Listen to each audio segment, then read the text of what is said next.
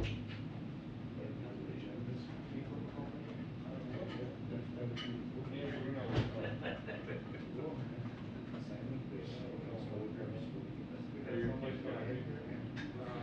40,000 people are working on safety.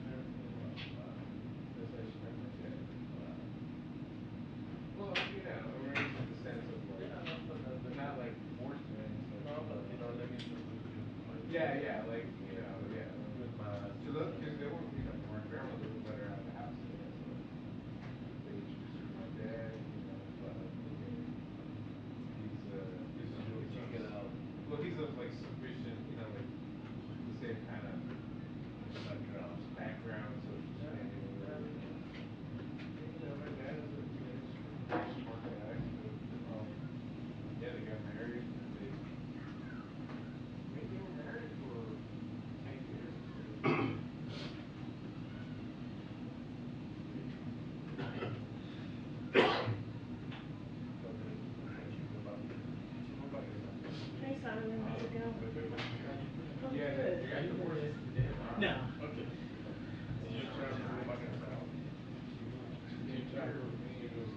Yeah, I was on vacation. Yeah. Thank you. Williamsburg. My cousin got married. Yeah. So we were down there. Really nice.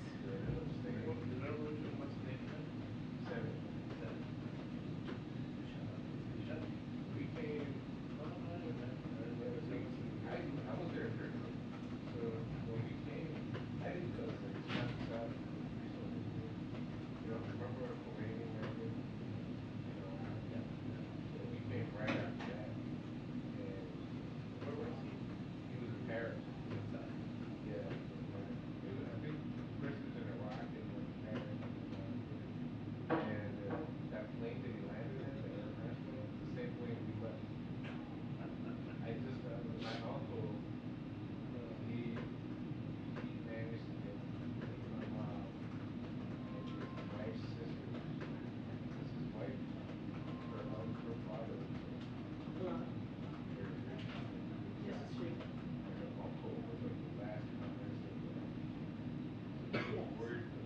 Yes. I have taken tea. Yeah. Okay. You too.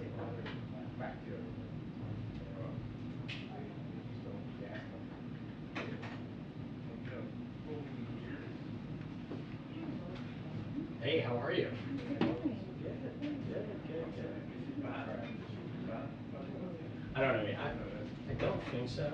So I got I had like practice from Switzerland the other day. Well, so did I. Yeah, right. I mean, super random. One of those things where you're like, is this a joke? And I'm on vacation all year, and they like offered to do the thing where you can like get a ticket a week early Oh, and then just go. do it. So I'm kind of, but like, this trip also seems really great. Mhm. But like at the same time, I had everyone tell me like, there's always another form. So like, Yeah. like Switzerland, so you don't get rolled going one way or the other. Yeah. I'm indecisive about it. Yeah. Yeah, exactly. What might say. Yeah. So I don't, I'm leaning to that and go on the next one. And the other bad ones, they can go really bad. One in a million. That you won't be able to float your pipe on your Can you keep me in the loop on it? Yeah, I mean, I'll just, I think it's gonna make more, whatever, like small details. So what I'll do is I'll send it Oh, to through the you. department. Sure. You guys want We'll send you everything. Yeah. That's Probably, great. Do you know probably Jim next week. Tanker's still? I think he might go. Okay. Yeah. Yeah, I don't know if I have his email. Well, I mean, I'll just forward Send it to me and I'll, right? Everything else good? Yeah, I just came back from vacation. Nice. Okay, so I'm gonna see her. London, Somerset, Cornwall, Paris.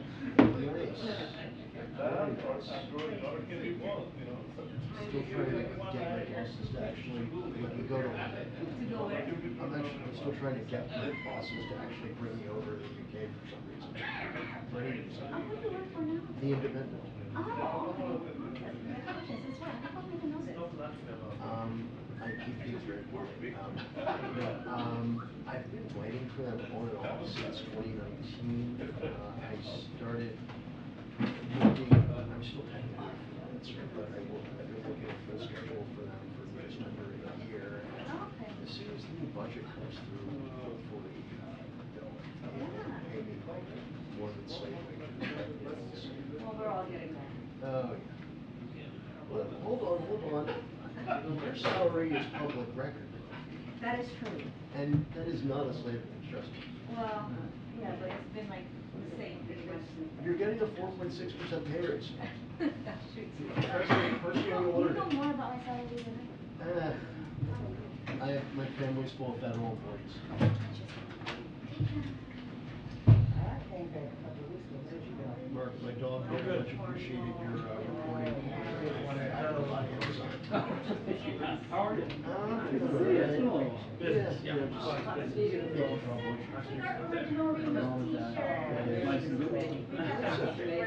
It's a living, sort of. Yeah.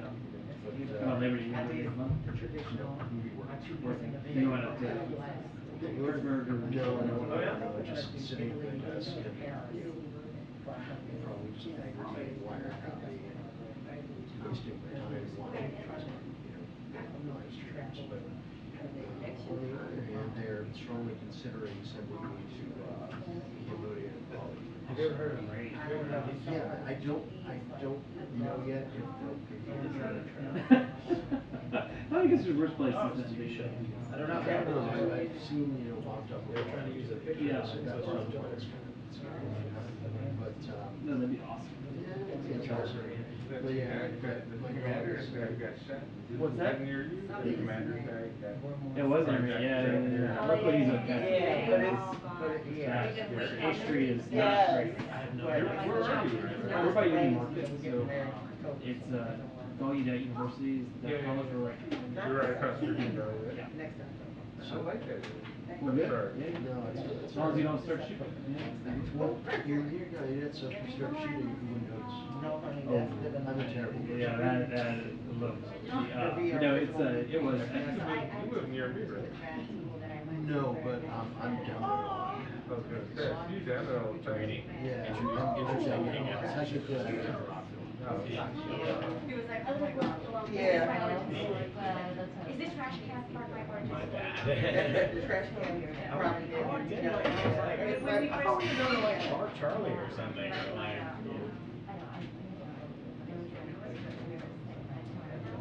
Yeah. Sorry, man. Sorry. Yeah, I quickly realized that The that dog's was very not there. concerned about Amazon. Yeah. Also, Zumba is for sports. They're cool to see. They're They're all cool devices. Very weird overall. Yeah. Hey, how are you?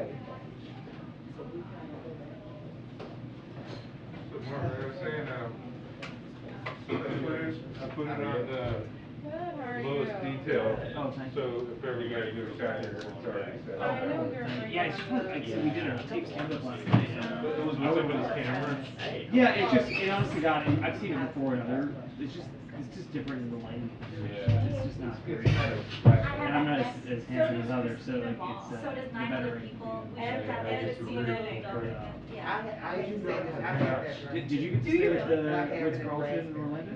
Toby Haskey was telling me that's where. Oh my God. How was that? We should Okay. set You know it what happened? to make I sure have none that of us dress. went- That's for Yeah. Boston. Well, yesterday. That's the hotel. Yeah, that's the hotel. Yesterday was That was watching the- TV, That's there, the like, there's a hotel. lot With of the stock headboard and footage of everything. Christina Ball wearing this dress that keeps Yeah. showing up because, But you when know. there's a good dress, When I hit my head everybody. with that. Yeah. Now you know. Especially Maybe for- Sal's A taking good, one. inexpensive You know, dress that you can watch. And then Yeah, there was it's this just Senate crazy anchor you who said was that 'cause, playing the tape of Christina, you know, who was I was talking just over the watching tape of that Christina two-part Ball. She was documentary over by there Gary saying, Shandling. oh, Yeah. And they filmed it right before he died, and he was in that a lot. Yes, 'cause they and then I'm wearing the filmed same it dress for today, him. 'cause Right. like after I saw 12 It's years kinda on sad. TV, I was like, I might as well wear it. Yeah, he had a hell of a career. Apparently, like, Gary Shandling stopped talking to her because he was friends with Brad Gray, and he's like, you have to pick, either be friends with Brad Gray or with me. Right. Wow, so that was the That's the hotel. Yeah. I've only had drinks there. I've never stayed there. You've been there? Just for drinks, but I've never stayed there. They have a great restaurant in the bottom too. Yeah, I went to one of the restaurants, because we didn't have time to go to the Right. I had like a burger, fried green tomatoes, Yeah. and a beer, and a. Was it the one in the basement? Yeah. Yeah. It was like $100. Yeah, it was really good. I had dinner there back in February. For like $2.50. Oh, it's not cheap. Yeah. Wow, now I gotta. Go Google it.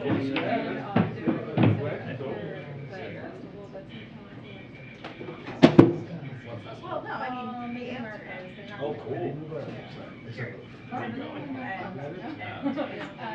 I mean, I would go to see Bad Bunny whenever it was this year, and I feel like There was a concert earlier this week. yeah, I saw my Oh, nice. And then we said it perform, and then he performed up there, and I was just like, okay, I'm done. Oh, yeah. Can I catch an egg from you? Okay, thank you. Oh, yeah.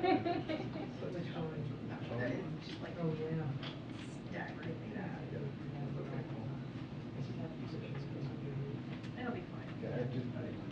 But like, And all the violence are gonna be outside. Yeah, that's right. Yeah, that's what it's in the, I think that's one of them from the break. Stand up every like 10 minutes. Yeah, I think that's it.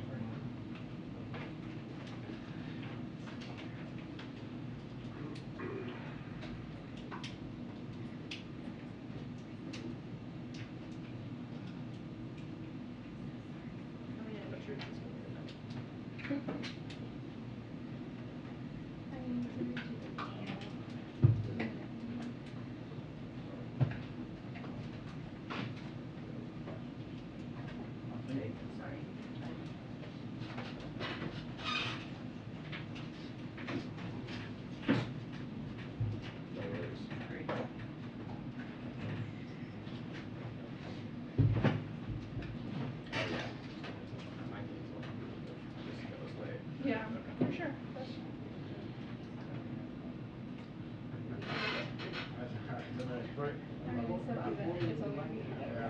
Oh, I love this. Yeah. It's not even the sea. And sometimes when you have like people in the aisles, just see the eyes like taking that. I didn't think I even knew I was supposed to get out first.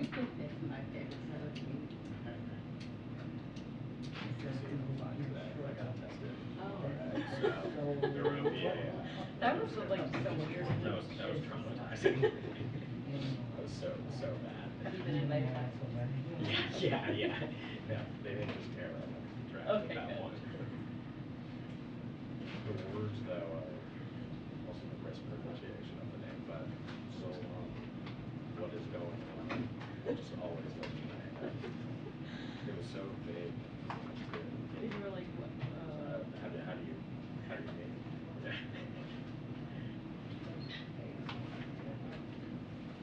Just the longest 3 minutes of waiting. I honestly just, I was like bored, I just went back. Oh, it was terrible. It was so bad.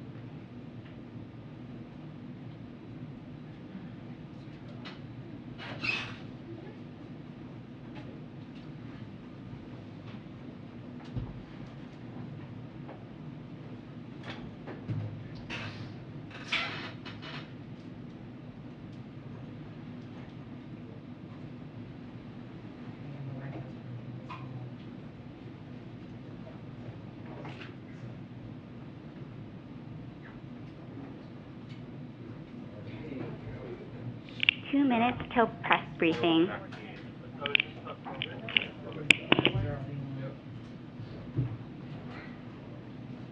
They used your sound today, Phil. Good. They did a montage of determining who the enemy is in the battle. So there are just leadership. It's not just leadership. So what was it like?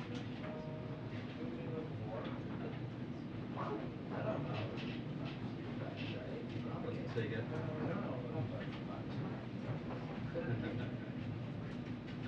Very hot.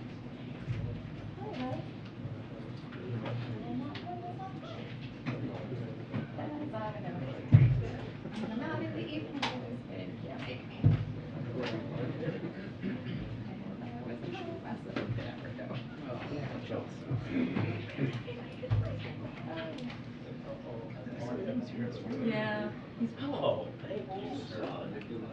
You know, I'm going with 1 centimeter higher. I chose not to. No question. No. I think that's it. I think that's it. I've been too tan. Yeah, I was thinking so.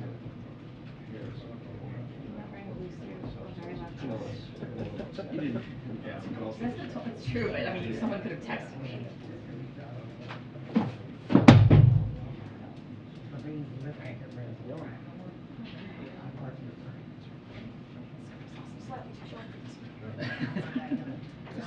Everything's crazy. Yeah. Release up tomorrow. Or Monday. Oh, yeah. Maybe. Maybe. Cross those with you. Yeah.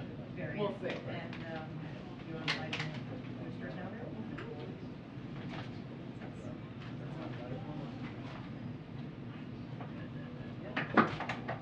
Oops. Don't worry, just breaking things. Did you get it? Do you have it? Yep, no, total mess today. You have no idea. It's okay, apparently my pen doesn't work. Yes, no, it's working. Thank you. Apparently it's working now.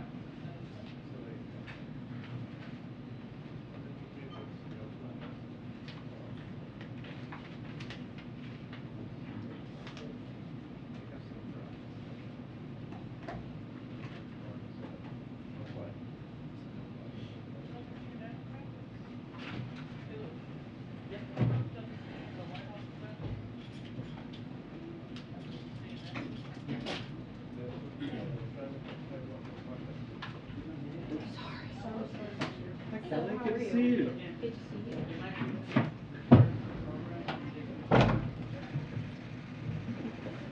Good afternoon, everybody. A couple of things at the top. Today's announcement by Micron is another big win for America. Micron is investing $15 billion over the next decade at a manufacturing facility in Idaho, and they directly credit the passage of the CHIPS Act that made this possible. Just this week, we've seen First Solar, Toyota, Honda, and Corning make major announcements of new investments and new jobs as a direct result of the president's economic plan. U.S. manufacturing is back. Americans have experienced an unacceptable level of flight delays and cancellations this year due to airline issues. When these disruptions occur, it's really difficult to figure out if you will receive a meal voucher and hotel accommodations. So 2 weeks ago, Secretary Buttigieg told the top U.S. airlines that our administration planned to publish an interactive airline customer service dashboard before Labor Day to give Americans more transparency about what airlines owe them when there is a delay or cancellation due to staffing or mechanical problems. Secretary Buttigieg also urged the airlines to immediately improve their customer service plans before the dashboard launch. Today, the Department of Transportation officially launched the dashboard, and we're proud to report that airlines vastly improved their plans.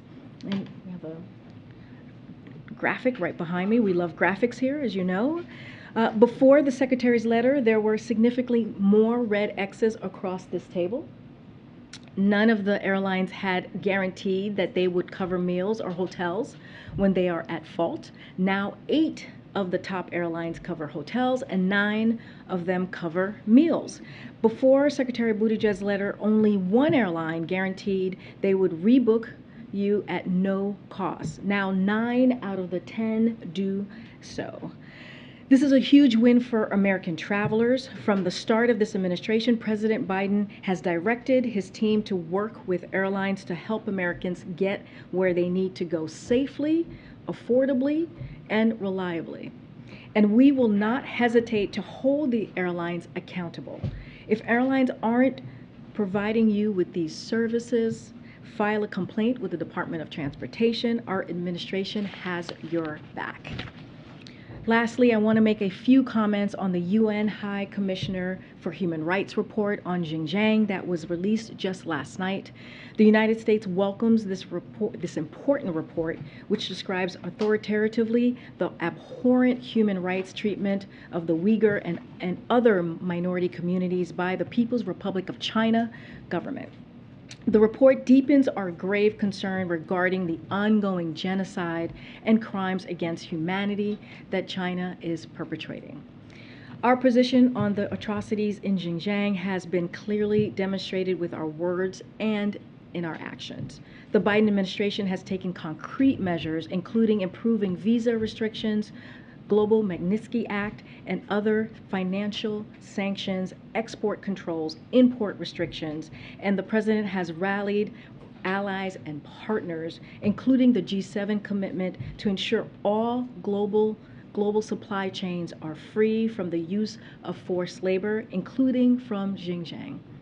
We will continue to work closely with partners and the international community to hold China accountable.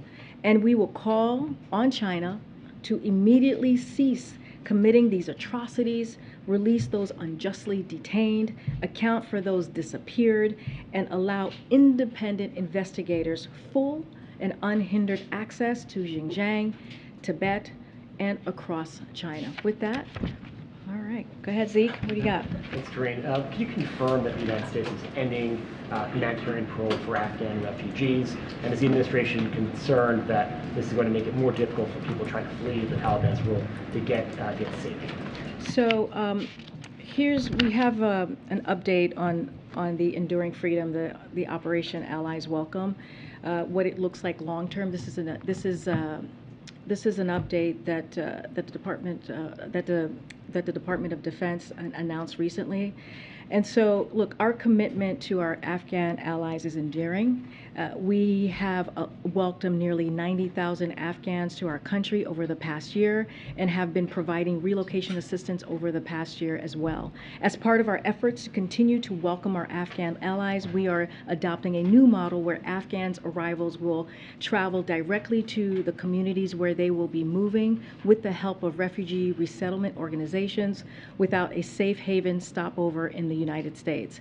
We have also been pivoting toward welcoming Afghans from visa programs that have long-term durable status, such as the Afghan Special Immigrant Visa, the SIV program, SIV programs, as you hear us call it, and refugee admissions programs, so that Afghans who are looking to resettle in the United States will remain with an immigration status that provides a path to long-term permanent residence rather than a temporary status, which is what is provided through humanitarian parole. At the same time, we have been undertaking substantial effort to improve our relocation efforts, working to make them more efficient.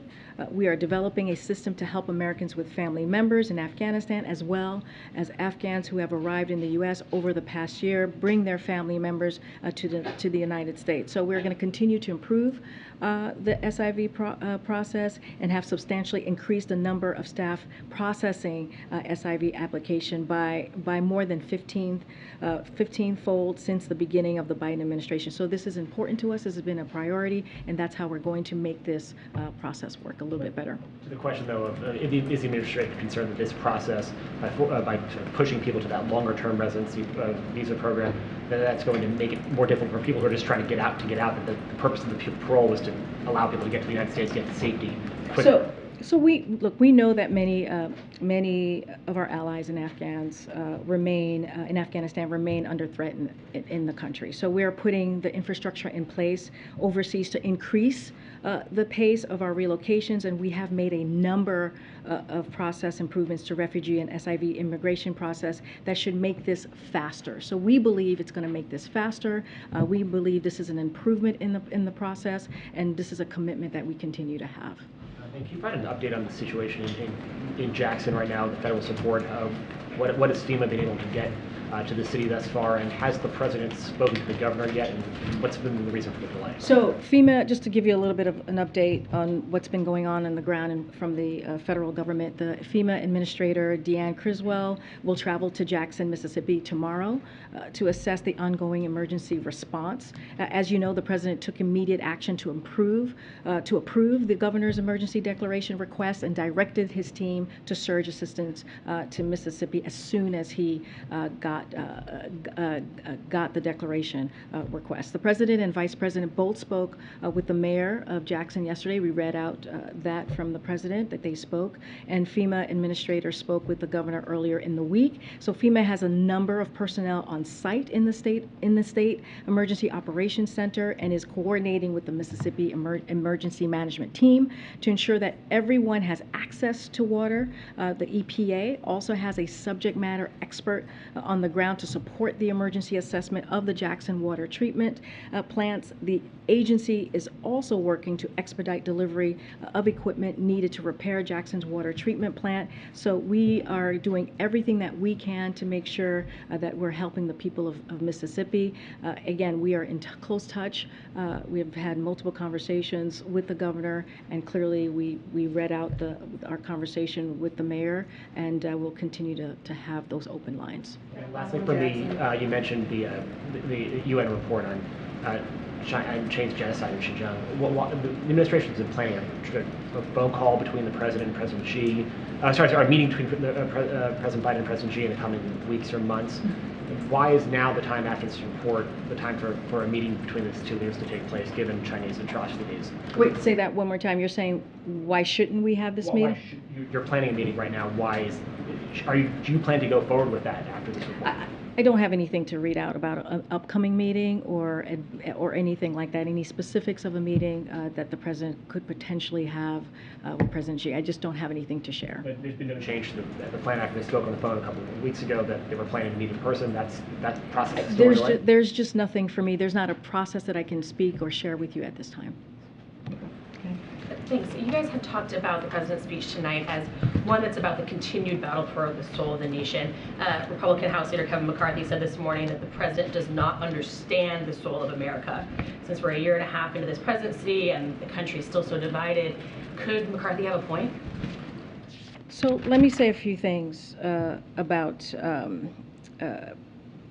the response to Kevin McCarthy, and it comes from himself, like what he said on January 6, after January 6, 2021, 1 week after the January 6th insurrection. January 13th, and he said the violence, destruction, and chaos we saw earlier was unacceptable. He said this on January 13th of 2021. It was undemocratic. It was un-American. We all should stand united in condemning the mob together. And then he said, the president bears responsibility for Wednesday's attack on Congress by mobs, rioters. He's speaking about the former president. The president strongly agrees with Kevin McCarthy on the January 6th comments and the January 13th, 2021 comments, and does not find the comments that Kevin McCarthy made then to be divisive in the least, but rather aligning with fundamental nonpartisan mainstream American values that we uphold the rule of law, reject political violence, and condemn violence against law enforcement. And that's what we're talking about when we're talking about protecting our democracy, when we're talking about fighting our democracy. Those were the words of Kevin McCarthy. And the president agreed with that Kevin McCarthy. He agreed with the Kevin McCarthy of January 6th. He agreed with the Kevin McCarthy of January 13 of 2021. And what we hear from him, of course, is a change of heart, and even formally punished fellow Republicans like Liz Cheney, who've had the courage to consistently tell the truth about the attack on the rule of law and the law enforcement that day, and continuing to the threat to democracy that these extreme conspiracy theories represent. That is what we're talking about. And as far as what the president is going to say tonight, we've talked about this. When he talks about the soul of the nation, this is not a topic that is new to him. If you follow him, if you followed him throughout this administration, also through the campaign, this is a topic that he has talked about for some time, since 2017. And this speech, just to give you a little bit about what the speech is going to be about, it's going to be optimistic. He will speak about how he believes we can get through this current moment, this critical moment that we are currently in. He believes this is a moment where a lot is at stake. You'll hear him talk about the core values of what is at the stake in this moment, and how he is going to continue to protect equality and democracy. He will also talk about in a very direct way about what he sees as a threat at this moment in time. Basically what Kevin McCarthy said on January 6, 2021, what Kevin McCarthy said on January 13, 2021, the threat of our democracy, that insurrection, that mob that we saw come down on the Capitol. Just two quick follow-ups on that, though. You're talking about Kevin McCarthy from that day. We've obviously seen, like you said, a pretty big change of heart from Leader McCarthy, who has since really distanced himself from any investigation into January 6th, really stood lockstep with the former president. So I guess I'm asking about, what's the president's relationship and thoughts about Kevin McCarthy today? Does he have a relationship with him? I mean, he could very easily become the next Speaker of the House. Does he talk to him? Does he view Kevin McCarthy as one of these MAGA Republicans who's a threat to democracy? Here's what I'm going to say. I've already laid out what we think about Kevin McCarthy. We're not going to go into any more specifics on that. This is what we're talking about tonight, is what the president's going to deliver to the American people, and why it is important why he sees it's important to have this conversation, why it is so important to talk about what is at stake at this moment. When you ask me about the mega agenda, especially as it relates to Congress, as it relates to elected officials, it is one of the most extreme agendas that we have seen. And it is a part of it is the extreme part of the Republican Party. And we're talking about, they want nationwide ban on abortions. They want to give tax cut to billionaires and corporations while raising taxes on middle-class Americans. They are threatening political violence, and they are attacking our democracy. And so the president is going to take this time to talk to the American people, who majority agree with him on, and talk about, how can we continue to fight for our democracy, and do it in an optimistic way. Take that moment to give people hope, because this president believes that we can turn this around. Thanks, Karine. Is tonight a political speech? No, it's not a political speech. This is an opportunity, again, for the president to directly have a conversation with the American people. Look, he's going to talk about, of course, he'll talk about the importance of engagement. He'll talk about voter participation. But this is a speech about such a broader subject. What it means to be a democracy, and what it means to participate in our democracy, given where we are as a nation. And he believes the stakes are very high, and that is important to go out and articulate what those stakes are, and why it's important for people to participate in their democracy, and at the end of the day, why it is worth fighting for. And that is what he's going to talk about tonight. That's what you're going to hear from him. And again, it's a broader subject about this moment that we're in currently. Democrats and people on the left are pretty happy about the more aggressive tone they're seeing from the president and from the White House. But you're also facing some criticism, which has been brought up, that this aggressive tone is also stoking the divisiveness that he's trying to heal. Any concerns about that?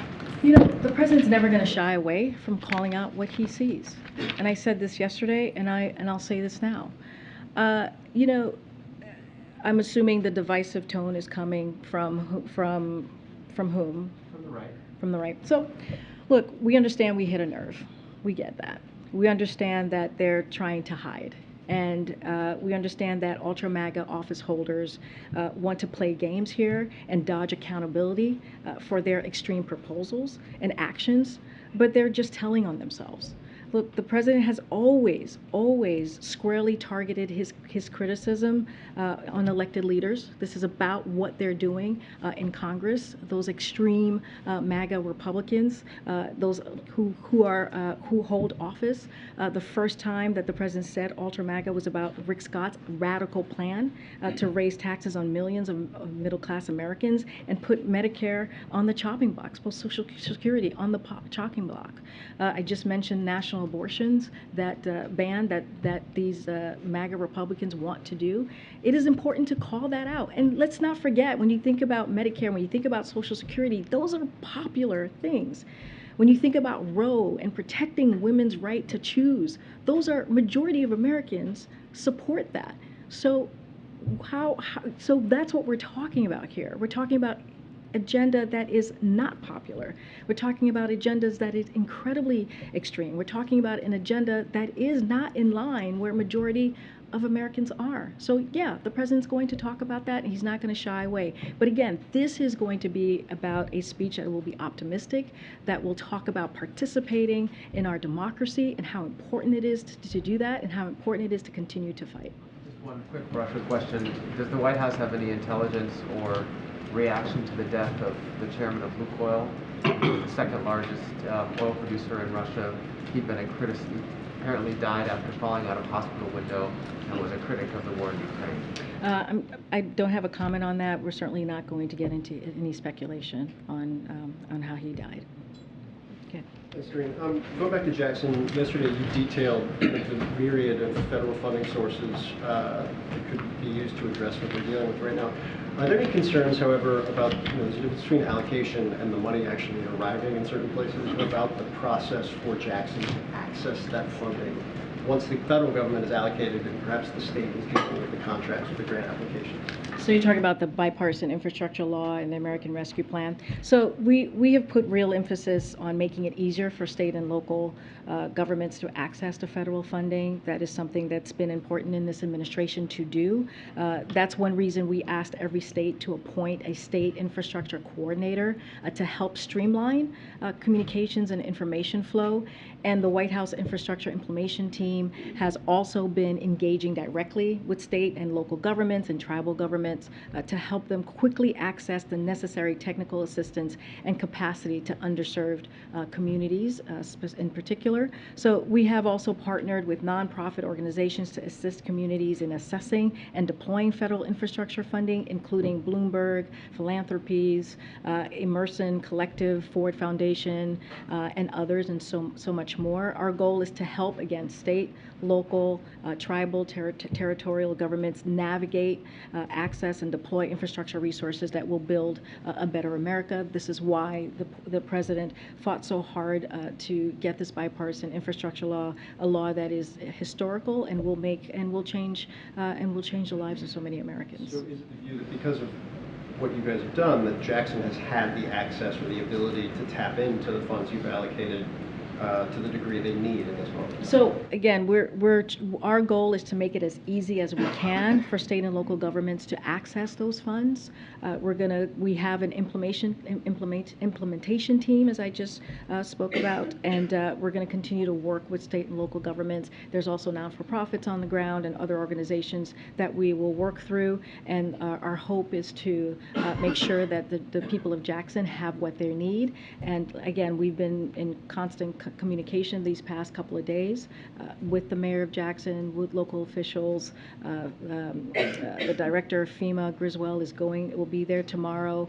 So as you have seen us in times like these, when there is catastrophe, sadly, in these states, the federal government has acted quickly in order to help the people in that community, in that state. And then one more quick one, just with Jobs Day coming up, it may sound a little bit paradoxical, but stick with me here. Given the robust kind of aggressiveness of the Fed chair in Jackson Hole, is there any concern that perhaps a better than expected jobs report will create an economic response from the Fed that drives something the White House does not want. So as you know, Phil, we don't comment on what the Fed is going to do.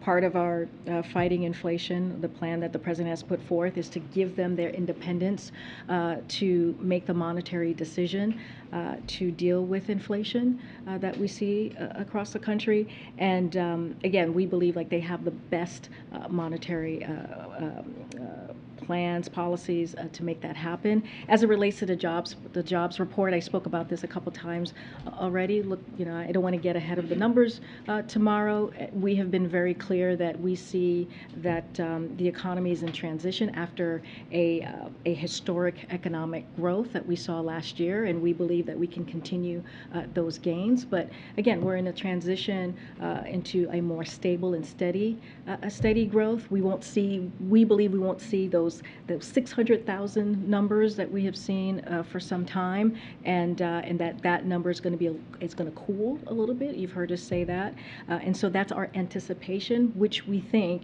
is where the economy is going. But again, we have a strong labor market, which is important. Consumer spending is up. We see business investing. All of those things are critically and important, and so we're going to look at all the economic data, but certainly I'm not going to get ahead of the jobs numbers for tomorrow. Thank you. I just want to circle back to the Afghan refugees. So, just is anything being done for Afghan allies or those who have sought to come to the United States who already filed for parole and are currently waiting in the backlog of applications? And to be clear, are there only options now, as well as anybody trying to flee Afghanistan and come to the U.S., either SIV or the refugee program? And I have a follow-up. Oh, sure. And as you know, there's the act that is in Congress that we have been really working, that the administration continues to support the passage of the Afghan Adjustment Act to provide Afghans who have come to the U.S. through Operation Allies Welcome, which is what I talked through a second ago, and a pathway to durable immigration status. So there is that pathway as well that we're going to continue to work with Congress on. I'm sorry, but that they would need an approved application. Oh, absolutely. I just wanted to make sure that I stated that as well. Look, as of August 9th, just to give you some numbers here, over 17,000 individuals have submitted all documents required to apply for Chief of Mission review or are beyond the Chief of Mission stage. We are working to process those as quickly as possible and welcome them into the United States. So this is something that we're working on pretty regularly. This is important to the Department of State, and so the Afghan SI program remains active, and the state continues to receive and process new SIV applications as expeditiously as possible. As part of our efforts to improve the program, we have cut the average COM review time to 6 of what it was under the previous administration, from 510 days in June 2020 to 82 days in June 2022. I don't have the specific numbers as you were asking about the backlogs,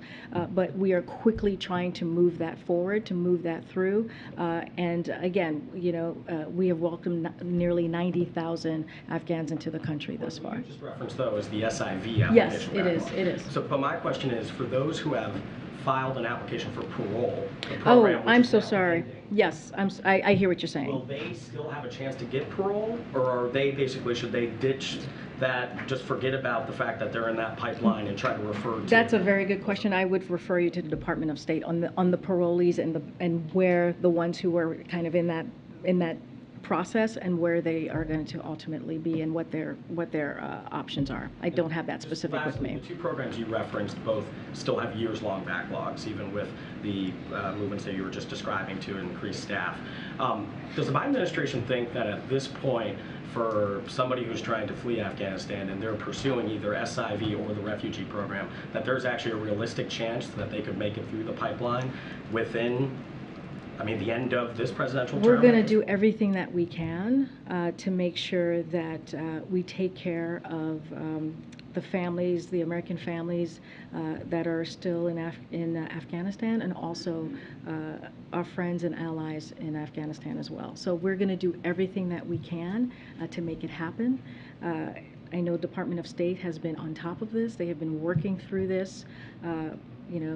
for some time now, and so this is a priority of ours, for sure. Yeah. Thanks. If we could go back to tonight's speech, you said the president is going to speak in a direct way about what he sees as a threat. Does that include former President Trump? Will he mention the former president by name or any Republicans? So, look, I've said this before, the president's never going to shy away from talking about his predecessor. He hasn't. I'm about to answer your question, so give me a second. But it's not a speech about the former president or about a single politician or about a political party. It's about the American democracy, which is what I've been trying to lay out here. This is so much broader, so much bigger than any one party, than any one person. And it's an optimistic speech, again, about where we are as a nation and where we can go. And it's about the fundamental struggle around the globe between autocracy and democracy, and how democracy is a critical foundation for this country to move forward, and about what we can be done right now to beat back the forces that are threatening us. And so he's been working on this for a while. He's been thinking about this speech for a while. He's talked about Soul of the Nation. The first time you heard him do that was when he wrote an op-ed in The Atlantic back in August of 2017. So this is nothing new to him. He feels it is his responsibility to bring American people together and to answer a fundamental question about what kind of nation we are going to be. And that's what you're going to hear from the president tonight. Again, he's been thinking about this for some time. This is not a new subject or topic for him. But if that includes things, as you were saying to one of my colleagues' questions, concern about this MAGA Republican, this extremist agenda, and that's something he's going to talk about tonight. How is that not a political? Well, I said he's not going to shy away from that.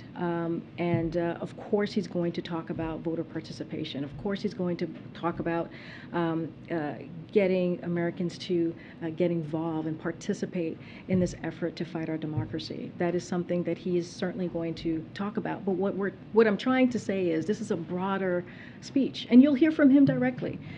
This is not about one political party. It is not about one person in politics. This is about what we are going to do as a country to continue to fight for our democracy. Again, something that he has talked about for some time, and that's what you're going to hear from him. If you followed him through the campaign, if you followed him through the administration, this is not new, and he will speak directly about that, directly about the current events. But again, he's not going to shy away from the extremism that we see today. But again, there's a broader component of the speech, and you'll hear about that later this evening. Yeah. Thanks, Karine. On this Russian oil cap, the U.S. is trying to get that in place before EU sanctions go into place in December that would ban seaborne shipments of Russian oil. If the oil cap fails, what's the level of concern inside the administration that those EU sanctions can drive up the price of oil and reverse all of the gains that you all have been touting for the past few months? I mean, I'm not going to get into hypotheticals from here. They're going to be meeting. The G7 finance ministers meeting is happening tomorrow, so they'll have that discussion. Look, this is exactly what the president and G7 leaders have directed relevant members of their team to explore. As you know, the mechanism to set a global price cap on for Russia oil, to starve, as you know, Putin of his main source of cash and forcing down the price of Russian oil to help blunt the impact of Putin's war at the pump. They're going to meet tomorrow. As I said, the finance ministers, the G7 finance ministers meeting, and we'll see what comes out of that. Don't want to get ahead of that meeting, which is happening tomorrow. Would the U.S. consider lifting its ban on imports of Russian oil if the price is capped? I'm just not going to get ahead of a meeting that's happening tomorrow. Yeah, thank you. Given the ongoing threats of political violence and the majority of Americans saying they're concerned about American democracy, and something like 40% of Americans saying that they think civil war could happen in the next 10 years, how is the president going to deliver an optimistic speech? How is he optimistic in the face of all Have you that? followed Joe Biden? Have you listened to him make speeches in the past before? This is a president, I would argue, who knows how to do that, who knows how to deliver an optimistic speech, at the same time call out what is happening in this moment. And that's what you're going to hear from this president. If you listen to his past speeches, he has done that. How do we bring people together? How do we get people involved in this process, in this participation in our democracy? And look, just because you call out what you're seeing in this current moment, the extremism, the attack on our democracy, the attack on our freedom, the concerns that Americans have themselves, doesn't mean you can't bring the country together and show a positive way forward, show some hope, give some people some hope.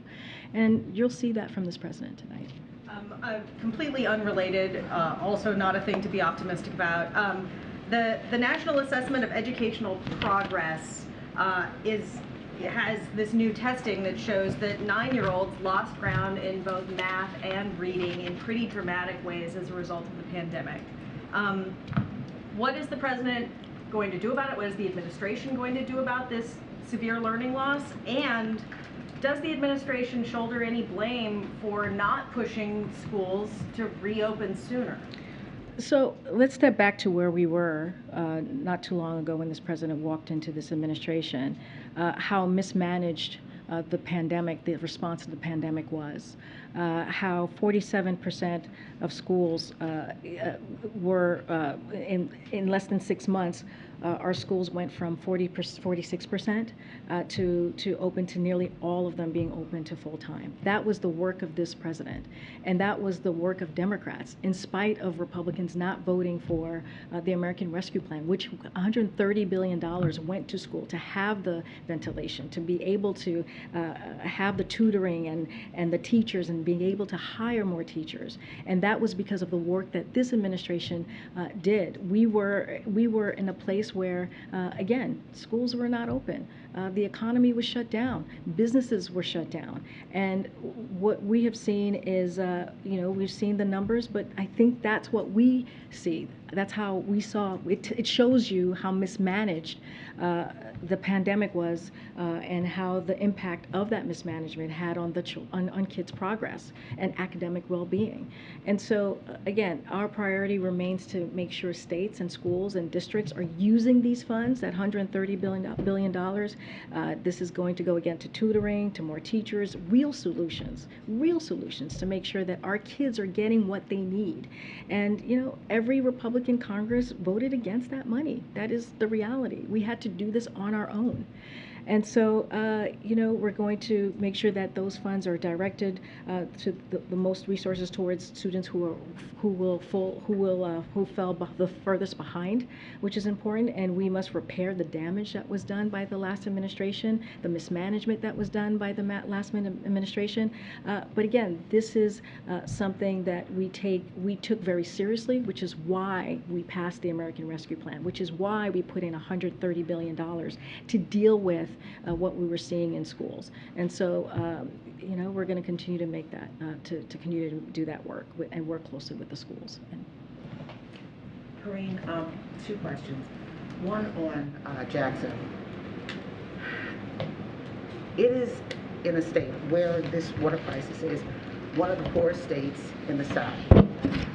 With that said, it's compounding, the water crisis is compounding so much negatively in that community. And I remember during the Bush years, during Hurricane Katrina, New Orleans was set aside as a special case, as well as Detroit was set aside as a special case for them to work on revitalization, a renaissance, if you will. Is Jackson one of those places that this administration would hold in that kind of category? Because the economy is definitely impacted, poor state, etc. People are not working right now. It is unsanitary to go without water this way. Is Jackson one of those spaces that could have a special designation because of the compounding negatives and now this? So The Biden-Harris administration, we're committed to helping the people of Mississippi cope with this current emergency, and we are going to continue to work with the state and local government officials to explore, I can tell you, all options to ensure that the people of Jackson have the access, to your point, to clean, safe drinking water. I don't have any announcement to make. I listed out yesterday the American Rescue Plan and what that provided for water upgrades, which was $450 million. $20 million went to Jackson, has already gone to Jackson to address water and sewer infrastructure needs. The state also has about $75 million in bipartisan infrastructure law funding available to provide clean and safe water. And so we'll continue to partner closely. We're going to look at all options. I don't have anything for you at this time to announce. And lastly, I asked the same question a week ago. Tomorrow now, there's expected to be a civil rights meeting with the president. What can you read out about that meeting? I'm not going to comment about any potential meeting, expected meeting. I'm just not going to comment on that. But are we at a moment where the civil rights leaders and the president have a lot to talk about? Voting rights is gone. I mean, so many different issues that impact a community that's still underserved with some of the highest numbers of negatives in almost every category. So we have been had continued conversation with civil rights members and leaders since the beginning of this administration. We value those relationships. The president has met, as you know, with civil rights leaders as president a few times, and we take, we respect that relationship. We expect our conversations that we have with them, and there's always a long list of things to talk about, including voting rights and so many other issues that affect different communities. I don't have anything more to share. I don't have an agenda to share with you at this time, but that is a relationship that we have held as an important one, not just during the president's, not just during this administration as president, but during vice president and also as senator. And lastly, a couple of months ago, the Creole did a story on the president's Black agenda. He carries a card in his pocket, and on that he writes things. And at some point in time, he had a list of items with the Black agenda. What are some of those Black agenda issues today, if you were to go to him and ask him if that's on his card? Look, when it comes to, if you look at the president's economic plan, he's been very deliberate. I just talked about the American Rescue Plan. I talked about the bipartisan infrastructure law and how that plan is helping the Black community. I laid out what we have put forth to help Jackson, Mississippi. But it's not just that. We know about education, what he's done for HBCUs, more than $6 billion that he has put forth, a historic amount of money to help HBCUs. So education has been really important. You think about the student loan forgiveness that he put forward last week. That's going to help communities at need, right? It's going to help the folks who are at the most risk. If you think about 90% of that plan is going to help people who are making under $75,000. That is part of the president's plan. If you think about going back to the bipartisan infrastructure law, that's going to create jobs for people. 90% of what you see from that law is going to 90%. It's going to create jobs where folks don't have to have a high school, college degree. That is going to be important. We're talking about building economic wealth. We're talking about having that generational wealth that's so important for brown and Black communities that they don't have. That's what the American Rescue Plan does when it helps start small businesses, for folks to start small businesses so they can develop that generational wealth. All of those things are part of what the president has worked on to make sure that he's building the economy from the bottom up and the middle out. So he's going to continue to do that work.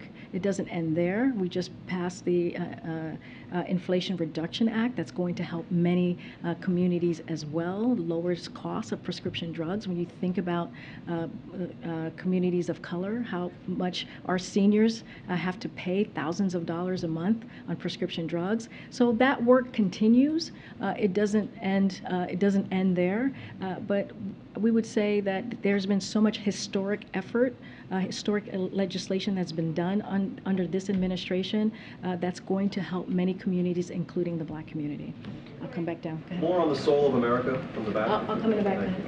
What do you think the president's message tonight is for Americans who consider themselves Republicans or may still support the former president? Is there something in the speech directed to them?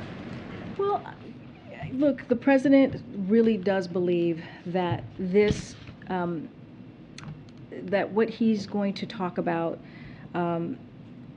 is something that many Americans are going to care about. It doesn't matter which side of the aisle that you sit at. When you think about the possibilities of our democracy, when you think about how we are going to fight to protect our rights, right, to protect our democracy. He thinks that's going to touch a lot of people. We have seen, somebody just talked about polling and how we see that many people are concerned about where our democracy is. I would argue that's probably across the board.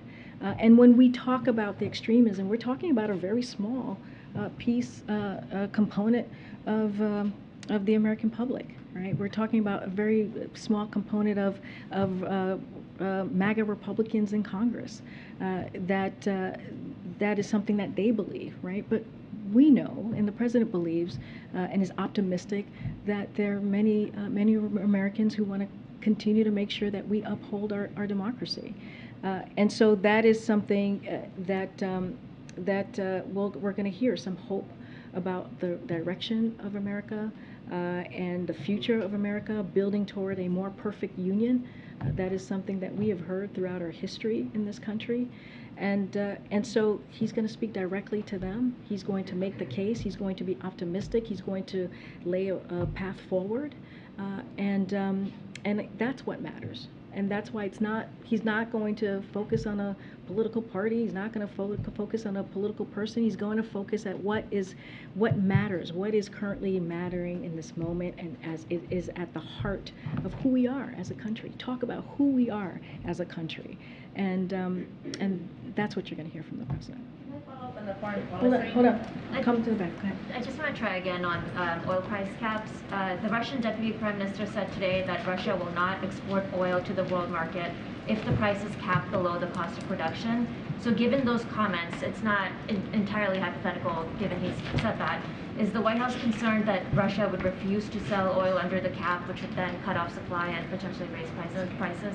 Again, the meeting is happening tomorrow. I'm going to let the G7 finance ministers meeting occur, and we'll get back to you on that. But just want to lay out what we've done already, the strong actions that we have taken to ban Russian oil, and U.S. allies have announced plans to wind down their own imports of Russian oil. We've heard them make those announcements, but Putin has continued to try to find new markets for Russian oil. So this is the most effective way, we believe, to hit hard at Putin's revenue, and doing so will result in not only a drop in Putin's oil revenue, but also global energy prices. So we're going to continue to have our conversations with the G7 leaders. This is what's going to happen tomorrow with the finance ministers, and we'll have more to share. Great. I'm going to go to the back because people have been saying I'm not going to the back. Go ahead, Phil, and then I'll come around. Phil. Go ahead, Thanks, Phil. Karine. Returning to our discussion yesterday, following up on some of the things that you said today, I just want to clarify, does the president believe that the effort to restrict abortion, to restrict that freedom, is semi-fascism? Say that. How is this connected to yesterday? I'm just trying to think. So in terms of extremism, the extremism conversation that we were having yesterday, does the president believe that the effort to restrict abortion, whether it's at the local level or the federal level, to restrict that freedom, does he believe that that is semi-fascist? I mean, he was very clear. He was very clear that MAGA Republicans in Congress have an agenda that is extreme, and that's what you hear from them. The national ban on abortion is extreme, and also is not in line with where a majority of Americans are. It is just not. It is taking away people's rights. It is taking away people's freedoms. And he believes that is an extreme agenda. You've heard that from him directly. I don't even need to confirm that from here. He's actually talked about how extreme it is when we saw what was done with the Dobbs decision on June 24th, to take away a right that people had for 50 years, a constitutional right for 50 years, that women had to make a decision for themselves on their health care. And so, yeah, we see that as extreme. So, but I'm trying to figure out which bucket in particular to put it in, because the administration as well as the president has used different language here. There's extremism, and then there's also the semi-fascism moniker that he used. I mean, this is an effort that's been around for a long time. Does he believe that this movement, working through whether it's the state legislature or Congress, is in either of those buckets? When we talk about semi-fascism and you talk about the attack on our democracy, that's what we're talking about, right? An attack on our democracy. That's what we're seeing. Attack on our freedoms. That's what we're seeing from the MAGA Republicans in Congress. That is what they're doing. That is, when you're talking about inciting violence, that is an attack on our democracy. And when you see a mob that is attacking the Capitol, and you don't call that out, or you call it out one day and then change your mind another day, what message are you saying about our democracy? But specifically with regards to limiting these freedoms, I guess my question is, the Supreme Court created this space for the anti-abortion movement at the state level, and also perhaps at the federal level, to try and restrict this freedom. Where do they fit into all of this? How would the president describe them after that decision? Were they just extremists, or were they, part and parcel of a semi-fascist? Look, here's what I'll say.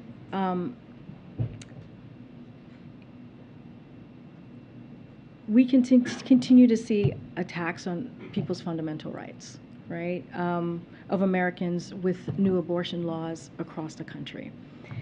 And when you have national Republicans who are leaders in their political party, who sit in office, who say that they want to take away the rights, even in case of incest, in case of rape, and taking away a woman's right to make a decision on her body, that's extreme. And the president's going to call that out. He's going to continue to do everything that he can to make sure that we protect people's freedoms. He's going to do everything that he can to call that out. And that is important to call out. That is important to talk about. And again, we see majority of Americans who disagree. And so when you are not with where majority of Americans are, then, that is extreme. That is an extreme way of thinking. I'm not going to, that's what I have for you, Phil. I just laid out what he's going to talk about. It's not a political part. It's not about a political person. It's not about a political party. It's about where we are currently today with our democracy. Right?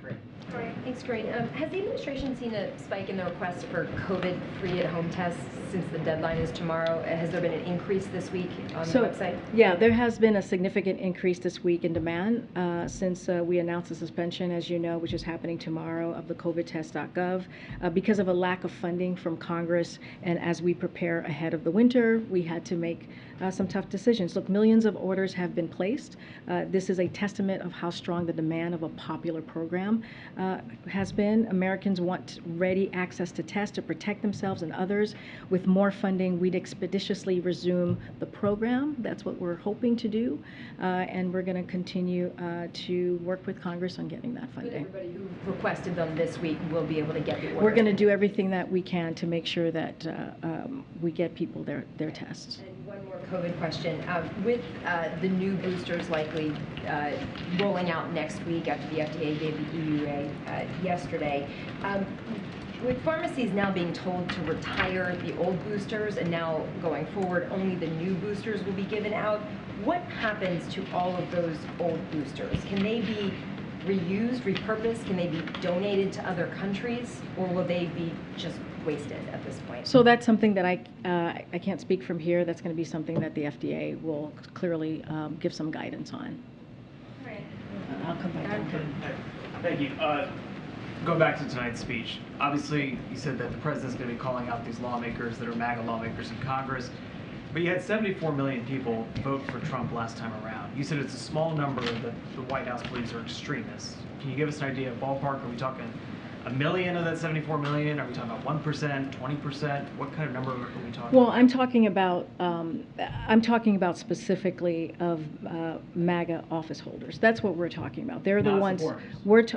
I'm talking specifically. I already answered this question about how we feel like we've touched a nerve, right? When folks are saying that we're trying to be divisive, or that we're talking about millions of voters. That's not what we're talking about here. We're talking about MAGA office holders who have put forth an agenda that is extreme, who have put forth an agenda that takes away people's rights, who have put forth an agenda that want to give tax cut to billionaires and corporations while raising taxes on million Americans. I just had a back and forth about how they want to do a national ban. They've called for a national ban on abortion. Those are extreme. That's an extreme agenda that is not in line where majority of Americans are. I know you're asking me about 10 millions of voters out there, but we're talking about, if you look at the items that I just listed, majority of Americans don't support what the MAGA Republicans in Congress are doing. That's a fact. That's what polling shows us. When you're talking about an agenda from Republicans in the Senate who are talking about getting rid of Medicare, putting that on the chopping block, putting Social Security on the chopping block, that's not popular. That's not something that majority of Americans want. So if it's MAGA office holders, we've seen Democratic groups, I'm thinking of like the Democratic Governors Association, boost Trump candidates like Maryland. You think of Dan Cox, who just got the nomination. Is that then hypocritical if you're saying we've got to make sure these MAGA supporters are not in office, but you've got Democratic groups that are boosting their campaigns in the primaries? I mean, I can't talk about campaigns and what another candidate is doing or a committee is doing. I can't speak from that from here. Look, I can say this: the president has always been clear. There are going to be people who disagree with his programs and legislative priorities, and that's what democracy is all about. Like, we understand that, right? But people accept elections and we move forward as a nation, right? But there is a growing number of people who refuse to accept the results of free and fair elections, people who actually openly talking about subverting elections in the future. This is not a speech where he's going to tell people to vote for one party or the other. That's not what he's going to do. He's going to, I'm talking about tonight. He's going to talk about uniting the people of this country who believe in equality and democracy. And this is about bringing people together who believe in America. That's what the speech is going to be about, and that's what he's going to focus on. And obviously, there's been a lot of focus on previous speeches, previous comments, one in Maryland the other day. Is it only on the far right that deserves to be called out, or are there elements of the far left that also deserve to be either scrutinized or lectured? Look, I just laid out there is going to be some people who agree with him and who disagree with him, whether it's legislative initiatives or programs. That's going to happen. But what we're going to hear from him is how to move the country forward. That's going to be the focus of the speech tonight. It's going to be optimistic, it's going to be hopeful, but it's also going to lay out what's going on currently in this moment. That's what you can expect from him tonight, and we're going to try and see how we can move this country forward. Last one for me is, he's going back to Pennsylvania tonight. He's going on Monday for Labor Day. He's doing Wisconsin. Everybody here's been asking about Mississippi. No plans to go see what's going on the ground? I just said the FEMA administrator. I just said the FEMA administrator is going there tomorrow. That's going to be important. She is the administrator of FEMA, one of the most important agencies as we're dealing with this catastrophe that we see in Jackson. That is not unusual. That is not new for her to be the first one on the ground to make sure to get a sense of what's happening and what is going on. We have the EPA who's also involved, the EPA agency who's also involved as well. well. The president's going to continue to have conversations with local governments, the local elected officials in the state, and our team is going to continue to do that. I just don't have anything else to preview, but it is not unusual, right, to have the But FEMA she goes court. first and then the president. I'm not saying that. I just said I don't have anything to preview, but it's not unusual for her to go down there, as we've seen with other, where we have other catastrophes, sadly, across the country, and FEMA takes action, and then it take the lead. Karine, can I have a follow-up on this speech, please? Yes, go ahead. Thank you. So you mentioned autocracies and democracies will be part of the theme that the president will touch on today. Does that mean that he's returning to the kind of foreign policy theme that he's often highlighted in the beginning of his administration? Will there be a foreign policy component in the speech, and will he mention specific countries? I'm not going to get ahead of the president. I just laid out it's going to be an optimistic speech. It's going to be about where our country is currently and fighting for our democracy, how we're going to move forward, and also how Americans can also participate in making sure that we protect what's important to us as a country. But you did mention there's going to be autocracies. Yep, I said he'll talk about that, but you're asking me specific things. I'm just not going to get ahead of the president. I just laid out what he believes he wants to talk about tonight, what he believes this moment is all about. Remember, we're going to do this at Independence Hall, which is a historic place to do this speech. So this is an important moment, doing it in prime time, making sure that he connects with the American people. And again, this is something that we believe majority of Americans care about. And so you'll hear from the president tonight. And just another follow-up on Afghanistan from my colleagues. I understand the focus now is on the SIV program, but just to follow up on a more brief note, I think earlier this month, I believe August 5th, you said that the withdrawal anniversary is an opportunity to honor the lives that we lost and recognize the lives that we saved, and how we are on a stronger strategic footing now that we've ended the war. And so it seemed at that time that the administration was, at least, I mean, to me, correct me if I'm wrong, planning to mark the event in a way that would highlight those issues that you mentioned at that time. But instead, we have this narrow statement from the president, not on the withdrawal itself, but on the anniversary of the Kabul airport attack. So can you explain the thinking behind that messaging strategy? And could you please respond to the criticism that the administration's goal here is to downplay the withdrawal anniversary and kind of just put it in a rear view mirror as soon as possible? I'll say a few things. We remain committed to supporting the Afghan people, and we are proud to be the largest single provider, just to remind you all, of humanitarian assistance to Afghanistan. We are working closely with the United Nations and other partners to provide the assistance directly to the Afghan people without benefit to the Taliban. We will remain vigilant against any terrorist threats, as we demonstrated in July when we took out the leader of Al-Qaeda. We will continue to prioritize relocation effort for our Afghan allies and welcome our Afghan allies to the United States, since our commitment to them is enduring. And we will continue to press the Taliban for the safe release of Mark Farrix and to respect the human rights and fundamental freedoms of all Afghans, including women and girls. That is our goal. That is our commitment. That has been our commitment for more than a year now.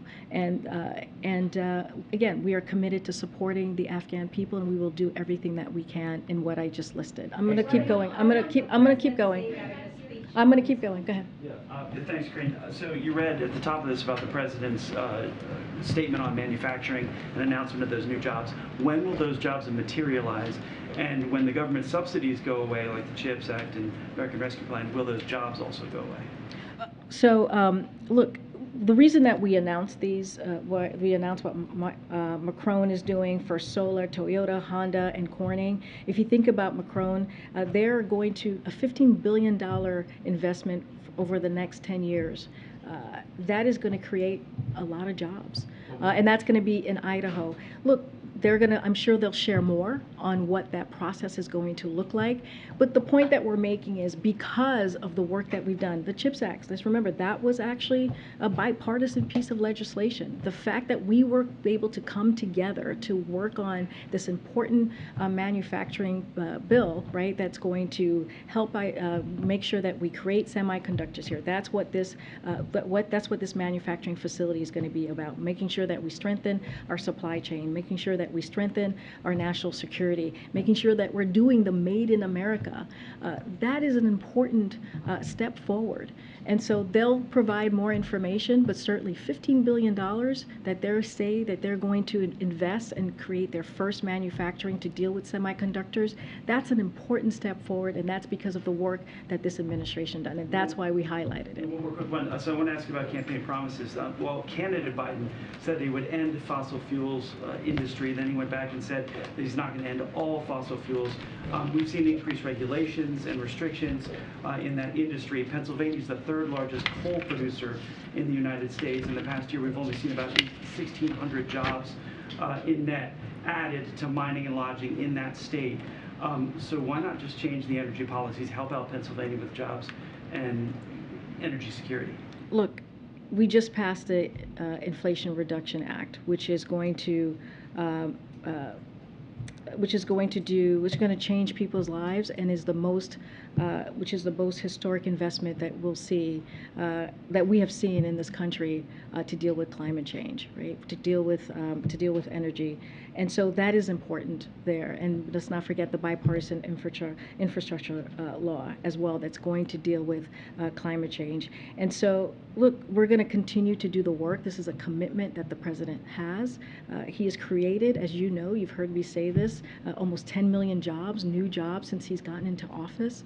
The bipartisan infrastructure law is going to create jobs where you're not going to need a college degree. That's important. 90% of those jobs you won't need a college degree. That's going to be important to Pennsylvania. That's going to be important to many communities across the country. And he's going to do this in a way that he's going to meet his campaign promises. And so when it comes to the climate change and fighting climate change, when it comes to making sure that we're creating jobs, when it comes to building up the economy from the bottom up and the middle out, that's what he's committed, and that's what you see from all of the pieces of legislation that has come out of this legislation when it deals with the economy. Thanks, Karine. Okay, all right. I'll be back tomorrow, guys. Thank you. Thanks, everybody.